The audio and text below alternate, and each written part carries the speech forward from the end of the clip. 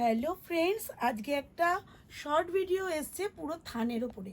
দেখো আজকে যেটা দেখাবো পেন কলমকারি, কিন্তু পেন কলমকারির সাথে এই ধরনের মডেলের ওপর আমি নাইটি শ্যুট করতে চাইছি।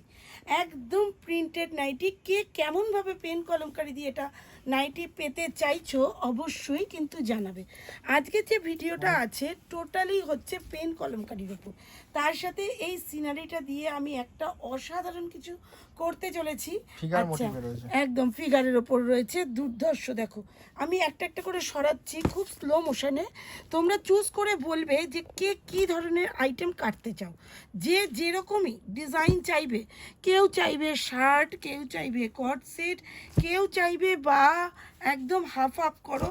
যার যে যে নাইটি বানাতে চাইছো নাইটি, যে কুর্তি বানাতে চাইছো কুর্তি, যে যেরকম ডিজাইন ওয়ান পিস থেকে শুরু করে যে যেরকমই ডিজাইন চাও না কেন সেই রকমই ডিজাইন কিন্তু পেয়ে যাবে।